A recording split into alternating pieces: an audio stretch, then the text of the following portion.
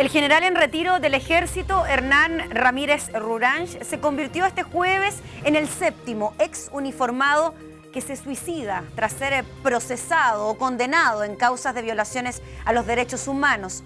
Ramírez, quien fuera director de inteligencia del ejército, se quitó la vida con un disparo en la cabeza en su residencia en la comuna de Las Condes.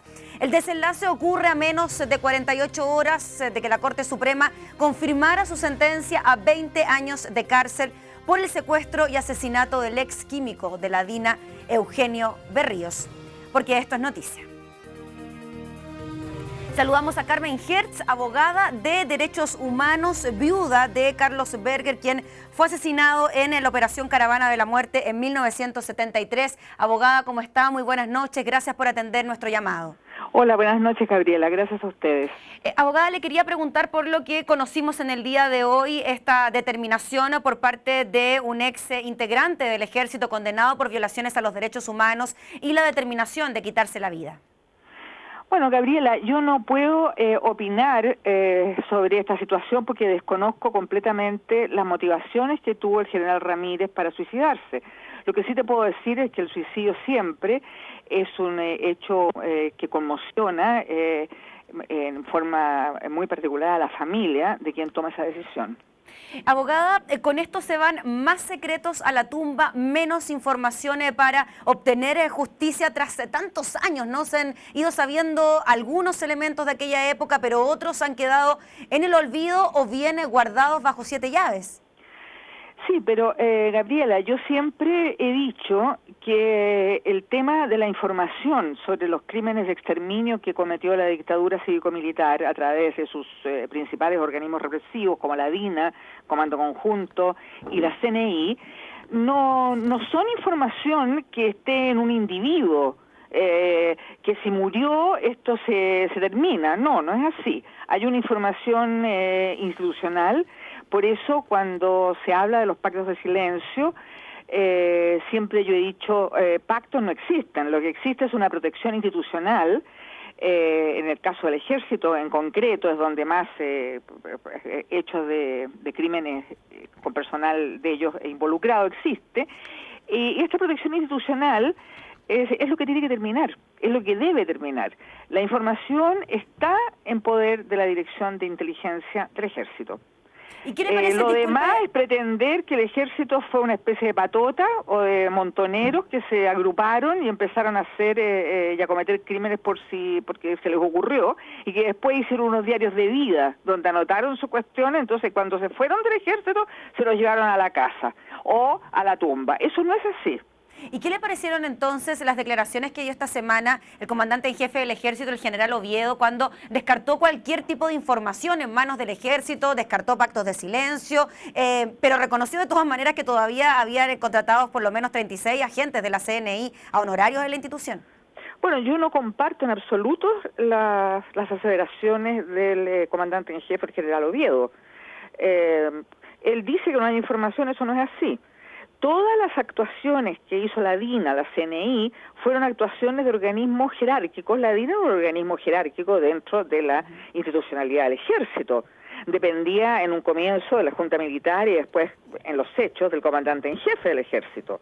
Por lo tanto, además, el caso brutal, este crimen atroz que se cometió contra Carmen Gloria Quintana y Rodrigo Rojas, ahí las declaraciones de este conscripto de hoy muestran, ¿no es cierto?, cómo la protección a los integrantes de la patrulla que quemó vivo a estos 2 jóvenes, ¿no es cierto?, y fueron adiestrados, fueron instruidos por abogados, fueron en lugares militares, en fin, todo el montaje para que inventaran situaciones que nunca existieron y ocultaran la verdad, fue una política institucional.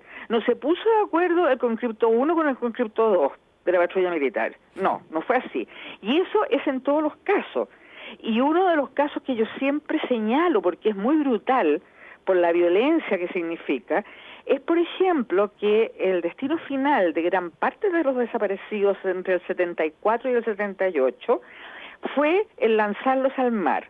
cómo los sacaban de los centros clandestinos que regentaba la DINA en ese entonces, los llevaban al Comando de Aviación del Ejército, entre otros lugares, o a Peldehue, les inyectaban pentotal, en algunos casos caían anestesiados, en otros casos varió el método y los mataban, y después de esto los tiraban al mar, en un operativo que se hacía y que todo el Comando de Aviación lo conocía, con helicópteros Puma, que tenían una hoja de ruta, que tenían pilotos, que tenían copilotos, que tenían personal de mantenimiento. Eso no es algo, usted comprende, personal. O sea, que lo hicieron dos tipos, que se les ocurrió y que cada cual se llevó esto a su casa, después que se retiró del ejército. No es así.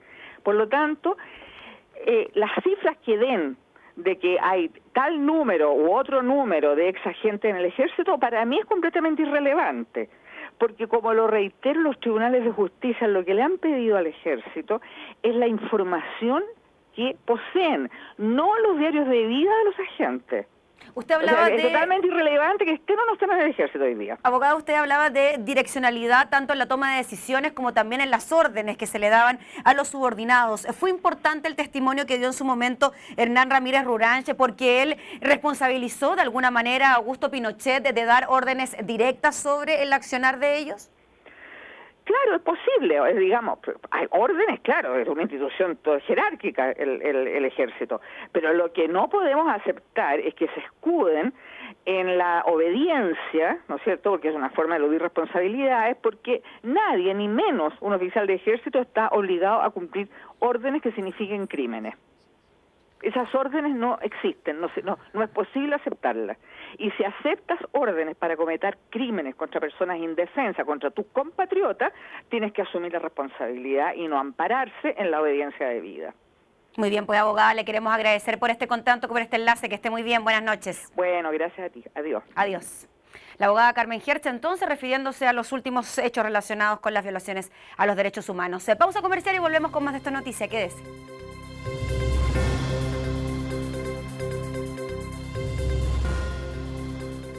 1 millón de partes de tránsito cursó Carabineros durante todo el año pasado, 83.000 más que el año 2013 y un 38% más que el año 2005. Entre las infracciones más comunes se encuentran el manejar sin documentos o con la licencia vencida, estacionar de forma irregular y la conducción a exceso de velocidad. Profundizamos en el comportamiento de los automovilistas con Alberto Escobar, gerente de Asuntos Públicos del Automóvil Club de Chile. ¿Cómo estás, Alberto? Muy bien, Gabriela. Gracias. Nota roja, nota azul para los automovilistas con este dato de los 1 millón de partes de tránsito el año pasado. Son, ¿eh? ¿Pocos? Sí, ¿Sí? Pocos, sí. Yo te diría que, mira, para contextualizarlo, en Chile se fiscaliza entre el 4 y el 7% del total de la infraccionalidad. O sea, prácticamente queda un 93%, un 90% que no es fiscalizado, por lo tanto, por eso hay sensación de impunidad. Yo celebro que hayan aumentado, pero siempre es insuficiente. ¿Tú crees entonces que para mejorar el comportamiento de tránsito de los automovilistas sería conveniente más fiscalización y eso nos traería como consecuencia entonces mayor cantidad de infracciones? Claro, y te doldría más en el bolsillo, por lo tanto no cometerías la infracción, porque hoy en día, entre hacerlo bien y hacerlo mal, da lo mismo, porque no te ven, ¿te fijas? O sea, ahí aparece luz roja, velocidad, que es una infracción que es top one hace 10 años en Chile, ¿te fijas?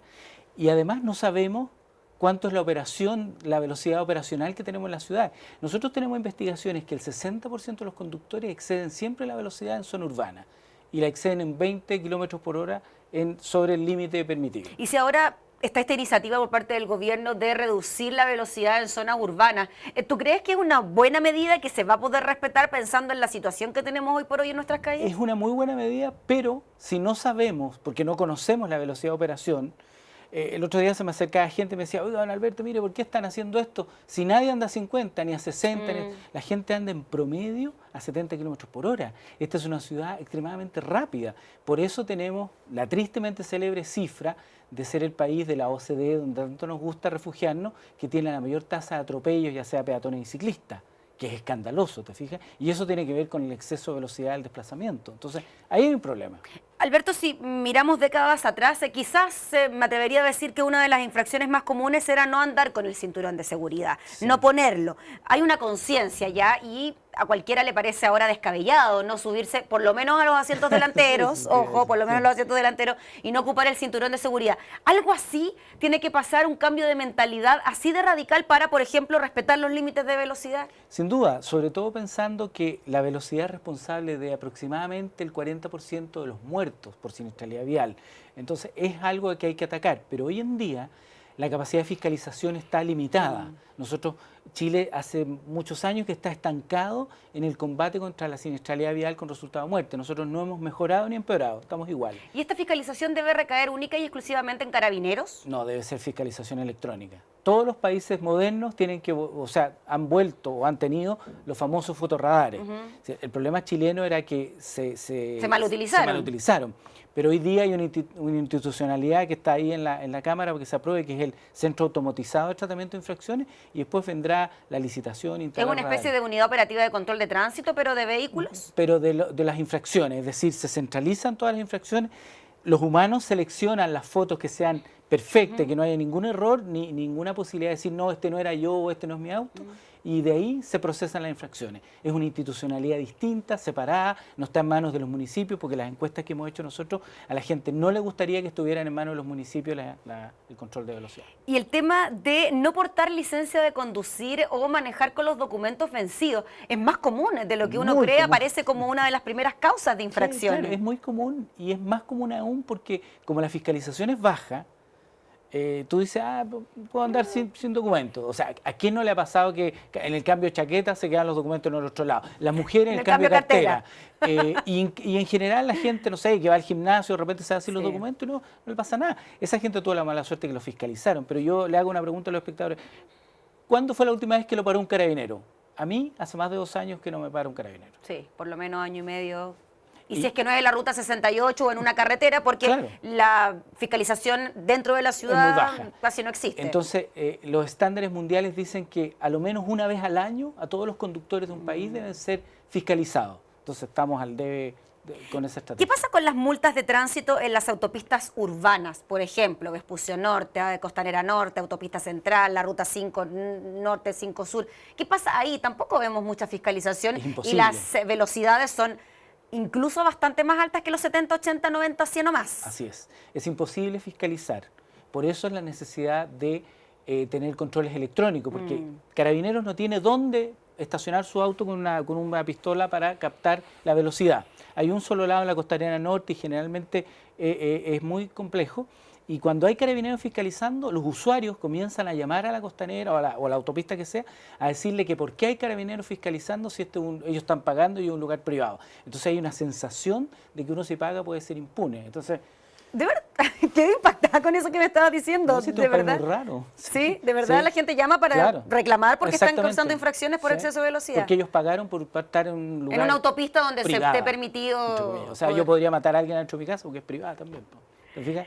Es un criterio bien complejo. Alberto, te queremos agradecer por estar con nosotros. Siempre es un agrado compartir estos datos, pero que quede la reflexión, ¿no?, de lo que sí debemos hacer y de lo que no debemos de hacer cuando estamos al volante. Sin duda, y como tú puedes ver, las 3 infracciones tienen que ver con una manera de ser de nosotros los chilenos en que no nos interesa el prójimo ni la legislación. O sea, estacionarse donde te da la gana, andar a la velocidad que te da la gana y si quieres o puedes o no, usar la licencia de conducir. Entonces, está todo mal. Gracias, Alberto, que estés muy bien. Gracias a ti por la invitación. Pausa comercial, enseguida volvemos con más de esta noticia. Quédese.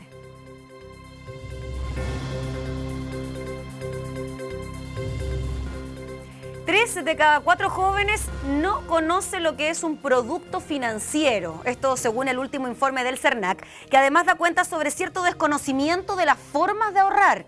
Un 49,7% prefiere la cuenta o la libreta de ahorro, un 16,3% los depósitos a plazo y un 13,5% los fondos mutuos. Lo preocupante, un 75,3% no sabe lo que es una tasa de interés. Estamos con el director del CERNAC, Ernesto Muñoz. ¿Cómo está, director?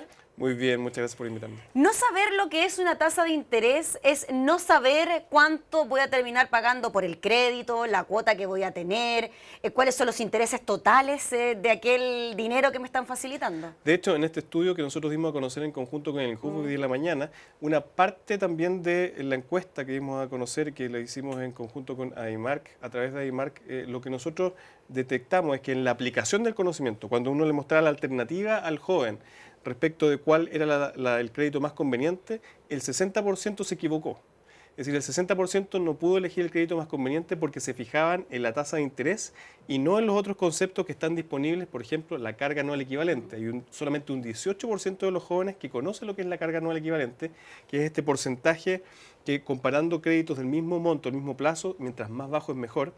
Y también respecto de, por ejemplo, el costo total del crédito, aunque una buena noticia es que el costo total del crédito es conocido por el 57% de los jóvenes. Cuando estamos hablando de jóvenes, director, ¿de qué tramo de edad estamos hablando? ¿Nos podemos seguir sintiendo jóvenes todavía o no? Yo creo que nosotros estaríamos un poquito fuera. Yo al menos, probablemente ustedes no. Pero lo que sí, en este caso, nosotros nos enfocamos en jóvenes estudiantes de centros de formación técnica e institutos profesionales. O sea, que todavía están cursando sus carreras. Exacto. Es decir, jóvenes que están actualmente en esos institutos de profesionales o centros de formación técnica y que por lo tanto están en una etapa previa a ingresar al mercado laboral. Y esto es importante porque los efectos de este desconocimiento pueden complicar no solamente la mejor opción para acceder a un crédito, sino que también complicar las opciones laborales si caemos en sobreendeudamiento o, por ejemplo, pasamos al DICOM o al boletín comercial. Sí, eso mismo le quería preguntar.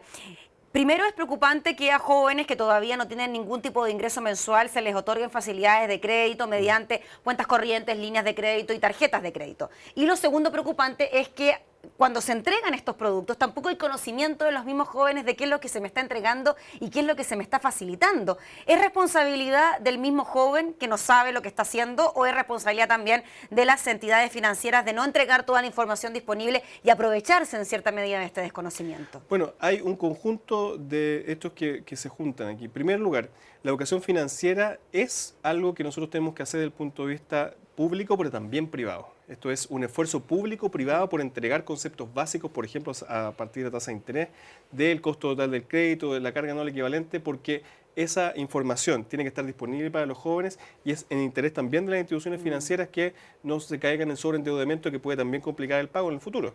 Pero además de eso, hay un concepto importantísimo aquí que tiene que ver con los derechos del consumidor financiero, que en el caso de los jóvenes también observamos un desconocimiento de cuáles son sus derechos. En este caso, a la información veraz y oportuna, a que no existan cláusulas abusivas, por cierto, en los contratos del ámbito financiero, a que la publicidad indique precisamente todos los elementos que sean requeridos para poder tomar una buena decisión. Y en ese ámbito, lo importante es cautelar, por un lado, la inclusión financiera, porque darle oportunidades a los jóvenes también de acceder a estos créditos puede ser un beneficio, pero siempre con estándares mínimos de información que le permitan también al joven tomar la mejor decisión. Y de ese punto de vista, por ejemplo, cuando un joven accede a la educación superior, en una universidad, por ejemplo, y la tarjeta propia del estudiante ya tiene la posibilidad de ser usada luego como un acceso al mercado financiero, deben cautelarse todas las normas respecto a la información, de la protección de los datos personales y también, evidentemente, no tiene que contener cláusulas abusivas. ¿Se puede producir un endeudamiento prematuro, si es que lo podemos denominar de alguna manera, cuando tenemos a jóvenes de entre 20, 22, 23 años ya con acceso al crédito sin posibilidad de tener cómo pagarlo, pensando además que muchos de los jóvenes también se endeudan para estudiar, ¿no? Adquieren un crédito con aval del Estado, un crédito universitario fiscal, etcétera, etcétera. O sea, la situación es bastante más compleja si lo miramos desde ese punto de vista. Exacto. Y ahí hoy día nosotros el lanzamiento que hicimos de este estudio, también del curso online que dimos a conocer hoy día en conjunto con el Instituto Nacional de la Juventud, hay estadísticas que demuestran que el 68% de los jóvenes se endeuda justamente para acceder a la educación superior. Y por lo tanto hay una solución estructural que tiene que ver con las políticas de acceso a la educación superior y, por cierto, lo que está haciendo el gobierno a partir de estos programas. Pero respecto de aquello que compete al CERNAC y que tiene que ver con la educación financiera, aquí lo importante es que los jóvenes, primero, conozcan sus derechos y los ejerzan de manera activa. En segundo lugar, que estas competencias que son básicas de conocimiento de herramientas tales como, por ejemplo, la carga anual equivalente, el costo total del crédito, les sirvan y, por ejemplo, aquí una estadística preocupante, el 75% de los jóvenes dice que no cotiza cuando toma una decisión. Es que ¿sabe por qué no cotizan? Porque los mismos bancos, empresas del retail, financieras, van a las universidades, a los centros de formación técnica, se ponen con un stand, es un stand por universidad, el joven sale de la sala de clases, se encuentra con esta oferta y bien, no tiene posibilidad de cotizar. De ahí a que también el INJUV hiciera este reclamo de decir de que hay tantas tarjetas comerciales cuando estas personas ni siquiera tienen sueldo. Y ahí lo que tenemos que cautelar entonces es que dentro del deber de profesionalidad de aquellos que ofrecen los productos financieros. Tiene que estar la evaluación de la capacidad de pago también de Pero hay evaluación Tiene que haber una para evaluación. los jóvenes. ¿De qué manera si no hay sueldo? Porque en el caso de, por ejemplo, la evaluación que se hace, en este caso en la oferta, está incluido la predicción de cuánto van a poder generar cuando tengan acceso al Pero eso de mercado todas laboral. maneras es incierto. Es incierto, pero de alguna manera también, como decíamos recién, tiene la otra contrapartida de la inclusión financiera. Por lo tanto, si logramos un balance desde el punto de vista de la profesionalidad en cuanto a la entrega de información, de los derechos que son conocidos y ejercidos por los jóvenes y sobre todo de estas actitudes frente al mercado financiero que tienen que contemplar la cotización, que tienen que contemplar exigir la información previa, que tienen que contemplar conocer estos factores básicos, creo que vamos a ir avanzando y vamos a evitar, por cierto, que los jóvenes caigan en el sobreendeudamiento. Es por eso que en conjunto con dar a conocer estos datos respecto a la encuesta, dimos a conocer el lanzamiento hoy día de un curso online. Un curso online de educación financiera destinado específicamente a los jóvenes, que tiene 10 horas lectivas, 4 módulos, algo bastante sencillo, y lo estamos incentivando también con el INJUV, diciendo que aquellos que se gradúen de este curso online no solamente van a tener una certificación que les va a servir, sino también incentivos por parte del INJUV y premios asociados, por ejemplo, a la tarjeta joven y con entradas a espectáculos. Cernac.cl, y ahí se puede encontrar este curso de capacitación financiera. www.cernac.cl, lo vimos a conocer hoy día, ya tenemos cerca de 200 inscritos a las 5 de la tarde, por lo tanto, esto yo creo que va a aprender. Director, ¿siguen habiendo jóvenes que prefieren guardar la platita en un chanchito o bien debajo del colchón? Sigue siendo opción, ¿no? Así es, y de hecho un porcentaje importante de jóvenes que ahorra, de hecho 82% conoce lo que es el ahorro y tiene prácticas de ahorro, pero no tiene acceso a instrumentos que puedan facilitar el ahorro en el propio sistema financiero. Por lo tanto, ahí la recomendación también es entender los conceptos de ahorro, entender la inversión, entender que este desarrollo por parte de las competencias de los jóvenes va a tener un impacto en el mediano y largo plazo y por lo tanto es algo esencial y muy importante que nosotros lo podamos incentivar desde la educación básica con nuestros programas de educación financiera escolar y también a través de este tipo de iniciativas como el curso online. Ya pues, director, ahí va a aparecer la página web en pantalla entonces, www.cernac.cl, curso online de finanzas hasta con premio para los jóvenes que se saquen un 7 en este Así curso. es. Ya pues, Así director, que esté muy bien. inscribirse. Gracias, que Muchas esté muy a bien. Pausa comercial y volvemos enseguida con más de estas noticias.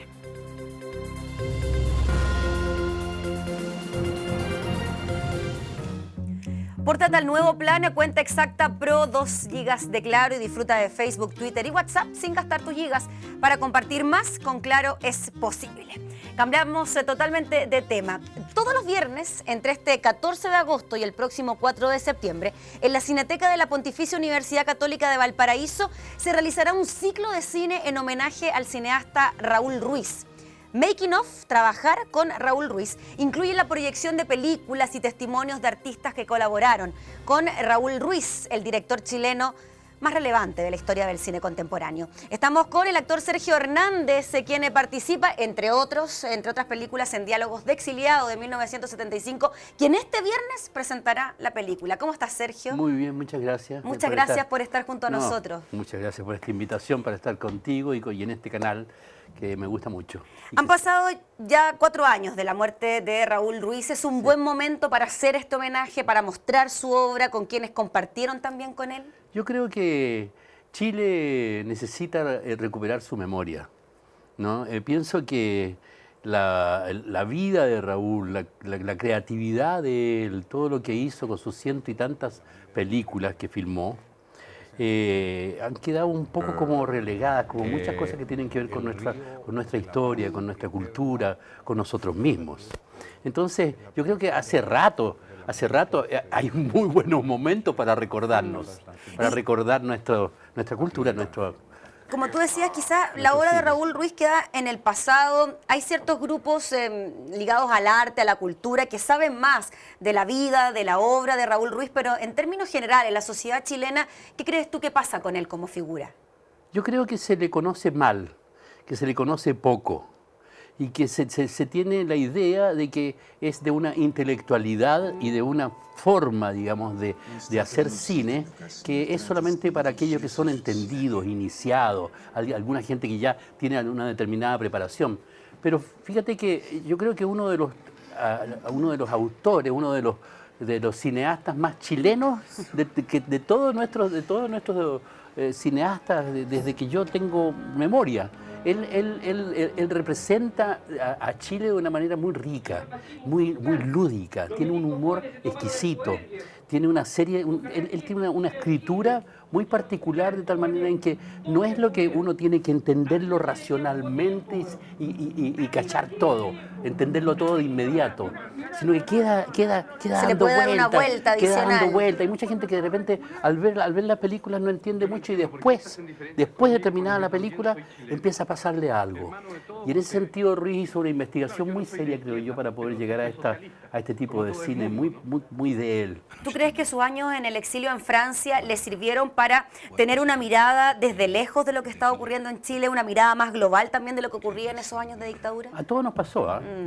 Yo creo que nos pasó a todos los que nos fuimos. Yo estuve casi 14 años afuera y Diálogos de Exiliado, que es la película que yo voy a presentar mañana en la Católica de Valparaíso, justamente habla de eso. Nosotros esta película la hicimos inmediatamente después de irnos, ¿no? Esto fue en los primeros meses del 74. Y se hizo con gente que realmente veníamos llegando de Chile.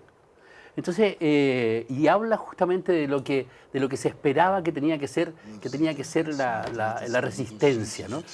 La resistencia, entre comillas, que no hubo ninguna en realidad. No se podía mucho tampoco resistir a lo que estaba pasando. Claro, desde allá sumamente difícil, pero sí se hablaba mucho, se posaba mucho, se aprovechaba también. Lo que hace Ruiz es adelantarse, justamente porque fue una película muy criticada una vez que se estrenó, puesto que algunos se atrevieron a decir que favorecía a la dictadura, que estaba al servicio de Pinochet. Un poco raro, ¿no? Imagínate, Raúl Ruiz, un socialista, además, no solamente en términos políticos, sino que un tipo muy claro. Y por eso también lo llevó en algunas oportunidades a filmar una película en 12 días. ¿Cómo era trabajar con él? Mira, él tiene una manera de filmar muy particular. Por ejemplo, Diálogos de Exiliado. Yo llegué y me dijo, Sergio, mira, estoy haciendo una película y se me ocurre que podría ser interesante si de repente un tipo que no tiene nada que ver con la gente que está acá, con la gente de izquierda, que llegó al exilio, de repente se mete con ellos. Hagámoslo, ya, podría ser un cantante, ya. Bueno, un cantante. Entonces y ahí nace Fabián Luna, que es una especie de Antonio Prieto, qué sé yo. Un tipo muy ignorante políticamente, una especie de fascista primario, que no tiene idea realmente de nada de política, pero que tiene un discurso absolutamente ingenuo, naif, muy ingenuo, y es raptado por los exiliados, de alguna manera. Entonces muestra lo que era la vida de los que estábamos allá. Y los que estábamos allá, fuera de mi personaje ahora y fuera de esta cosa ingenua, qué sé yo, evidentemente que podíamos tener una lectura bastante más objetiva y darnos cuenta rápidamente de que esto no era de aquí a unos días o unos meses más y esto se acaba y vamos a volver a recuperar el país. Podíamos entender... Desde fuera se podía entender de que podían pasar 10, 12, 17 años. Es que cuando uno sale de Chile, tiene una visión a la distancia bastante más amplia, puesto que tú haces relación con todo lo que ocurre en el mundo. ¿Qué te parece lo que ha ocurrido en estas últimas semanas con los casos de violación a los derechos humanos en dictadura? Me parece fantástico que se vaya de una vez por todas sabiendo la verdad. Y ahora me parece cobardísimo de preferir suicidarse antes que hablar y decir lo que todos estamos esperando que se diga. A mí me parece muy importante que hoy día se estén abriendo, que estén siendo enjuiciados. Estuve en Buenos Aires preparándome para hacer el rol del Papa. De eso quería hablar. Y en Buenos Aires supe y me di cuenta de que no queda ningún asesino ni ningún torturador caminando por la calle. Para ellos es absolutamente impensable. Y hay un repudio generalizado a nivel país de lo que ocurrió en dictadura. Totalmente. Es un país que realmente muy avanzado en términos de derechos humanos. Para ellos, por ejemplo, un minuto de silencio. ¿Le hicieron un minuto de silencio a Pinochet? No sé cuántos años después en el Parlamento. Para ellos es totalmente impensable. Y tú caminas por Buenos Aires y en las calles te encuentras hay unos azulejos que dice aquí fue raptado José tal fecha, y asesinado, llevado, desaparecido. Los lienzos de la Plaza de Mayo todavía recuerdan. La memoria está por todas partes. Nosotros en ese sentido hemos sido bien pencas en términos de lo que es el recuperar nuestra memoria y contar y que sepan las otras generaciones, las nuevas generaciones, qué es lo que ocurrió en este país. Sergio, Y eso es importante que esté pasando ahora. Sí, es muy importante y también tiene que ver con el ciclo de cine que va a comenzar este fin de semana y también tiene que ver con lo que nos comentabas de que estuviste en Argentina preparando un personaje muy especial que tiene que ver con el Papa Francisco. Y por favor quiero mostrar la revista porque es impresionante la caracterización que se hace en cuanto a tu personaje. A ver, ¿quién es quién aquí? Podríamos decirlo, vamos a mostrar a la cámara. Mi amigo me dice, oye, ¿quién es el de blanco que está al lado de Sergio Hernández? No, pero aquí se ve un poco más, permiso, más ¿lo grande. vamos a mostrar aquí a la cámara? Miren, para que lo puedan apreciar con mayor profundidad. Es un tremendo orgullo. Vemos aquí a el Papa Francisco y por supuesto a su lado a Sergio Hernández personificado de una calidad impecable donde no se logra distinguir cuál es cuál. Y voy a seguir avanzando en la revista porque aquí hay una fotografía muy bonita que tiene que ver con saludando al Papa Francisco en la Plaza San Pedro, ¿no? Ahí estamos. Sí, es la audiencia general que hace los miércoles en la mañana en la Plaza San Pedro y tuvimos la suerte de ser invitados para estar en primera fila y poder darle la mano y decirle algo. Un actor, que es Rodrigo de la Serna, argentino, un día fue a la misa de los martes a las 7 de la mañana y dijo, Su Santidad, yo soy actor y estoy representándolo a usted. ¿Y sabe lo que le respondió? Déjense de joder con esas películas. Que él no quería representaciones. Le dijo el Papa. Yo no quería que me respondiera algo así. ¿Por qué esto? ¿Por qué este proyecto? ¿Por qué esta película? ¿Qué es lo que pasa? Cuéntanos. Bueno, un día me llaman por teléfono en octubre del año pasado para decirme que estaban interesados para que yo hiciera el rol de Jorge Mario Bergoglio, el Papa Francisco. Yo me están tomando el pelo, era a las 9 de la mañana, tú no puedes hacerle algo así a uno. Y era verdad. Y ese mismo día ya nos comunicamos por Skype con el director, los asistentes, dirección. Y es un poco la vida Es la vida, que parte más o menos desde que él tiene 18 años hasta hoy. Entonces, Rodrigo de la Serna, que es quien trabajó en la película Diario de Motocicleta, Che Guevara, qué sé yo, que es un actor argentino joven, bastante, muy linda persona y buen actor. Y él hace desde los 18 a los 58 y yo de 58 hasta hoy día. Entonces, para eso tuve que ir a Buenos Aires. ¿Es una coproducción italiano-argentina, chilena? Italiana 100%, Perfecto. Es una producción italiana 100%, que contrataron evidentemente los servicios de una productora argentina para todo lo que fue las filmaciones en Buenos Aires, y luego filmamos en Turín, filmamos yo no me tocó ir a Alemania, porque él estuvo un tiempo en Alemania. Incluso el Papa también estuvo aquí cuando el Bergoglio, obispo, que sí, muy joven, estuvo en Santiago un tiempo, y en Roma, evidentemente, que llegué recién hace pocos días, donde me tocó filmar con 38, 40, 42 grados. Sergio, nos queda tema para bastante, sobre todo con esta novedad que nos trae acá. Te agradecemos enormemente por conversar de esto, también por cortarnos de este ciclo de cine de Raúl Ruiz. Este viernes 14 de agosto damos la información, 19 horas, Diálogos de Exiliados, presenta Sergio Hernández, actor del film Entrada Liberada. ¿Qué mejor? Sí, y ahí vamos a hablar de lo que fue realmente este enorme cineasta que es Raúl Ruiz, de todo su cine, y finalmente rescatarlo de estos espacios, digamos, desconocidos de lo que es el buen cine chileno. Ya pues, muchas gracias Sergio, nos vamos entonces. Y después, con después está Cofralande, el otro viernes 21 de agosto, Cofralande, que presenta Ignacio el Nacho Agüero, y después el Pancho Reyes presenta el viernes 28 Misterios de Lisboa, que es una peliculaza enorme, maravillosa. Y el viernes 4 Testimonios, dos épocas, dos actores. Con el Lucho Alarcón y la Chamila Rodríguez. Nos vamos entonces, para la otra conversamos de la película. Claro, que invítame cuando quiera, me encanta estar contigo, muchas gracias. Muchas gracias a ti, Sergio. Nos despedimos, nos vamos agradeciéndole por estar junto a nosotros, que esté muy bien, nos reencontramos mañana. Y ahí está entonces Sergio Hernández representando al Papa Francisco, en exclusiva la noticia entonces para UCB Televisión. Que esté muy bien, gracias por estar con nosotros, nos reencontramos mañana.